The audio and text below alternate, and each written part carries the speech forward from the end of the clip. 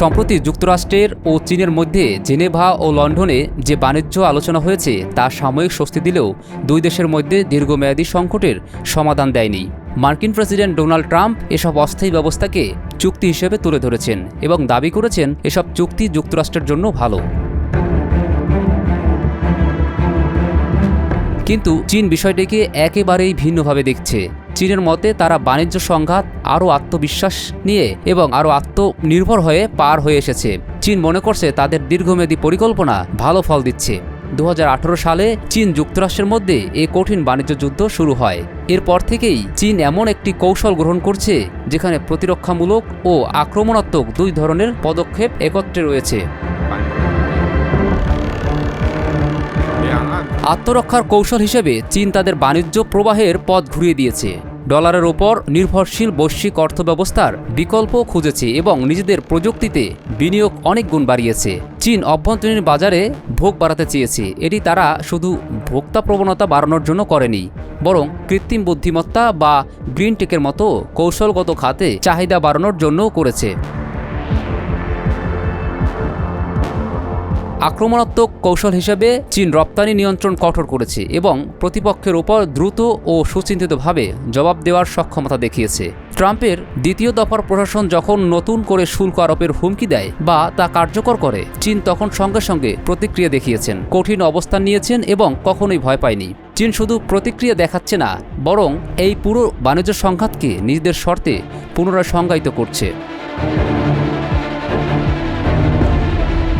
একই সময় ট্রাম্প প্রশাসনের নীতিগুলো আসলে যুক্তরাষ্ট্রের নিজের শিল্প খাতের চীনের উপর নির্ভরতাকে প্রকাশ করে দিয়েছে। বিশেষ করে বিরল খনিজ ও বিভিন্ন কাঁচামাল নিয়ে যুক্তরাষ্ট্র যে চীনের উপর নির্ভরশীল তা ইতিমধ্যে স্পষ্ট হয়ে গেছে।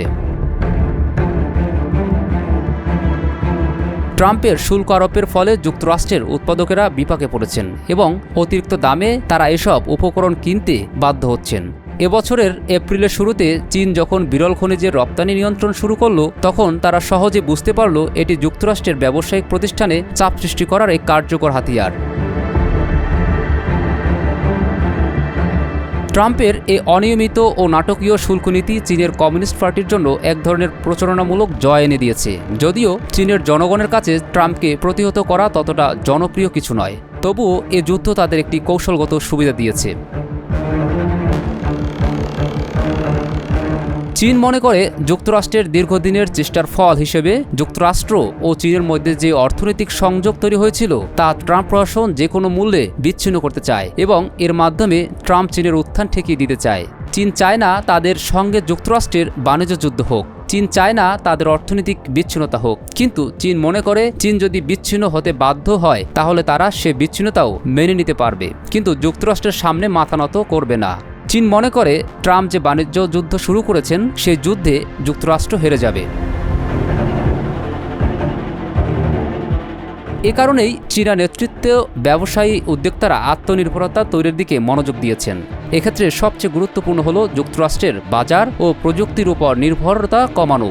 যদিও মার্কিন বাজারের চাহিদা ও প্রযুক্তিগত উদ্ভাবনের সঙ্গে তুলনা চলে না, তবুও চীনা প্রতিষ্ঠানগুলো এখন ধরে নিচ্ছে তারা আর যুক্তরাষ্ট্রে প্রতিযোগিতা করতে পারবে না বা মার্কিন উচ্চ প্রযুক্তি পাবে না। সেটি মাথায় রেখেই তারা নিজেদের কাজ এগিয়ে নিচ্ছে।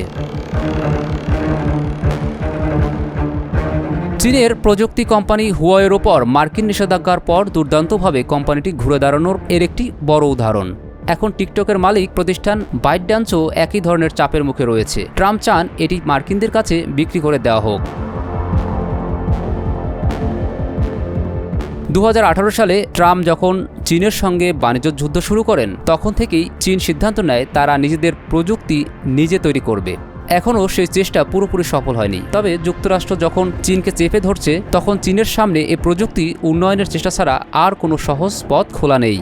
আর সেই পথেই তারা এগিয়েছে অনেকখানি, যা অদূর ভবিষ্যতে পেছনে ফেলে দিতে পারে যুক্তরাষ্ট্রকে, এমনটাই বলছে বিশ্লেষকরা।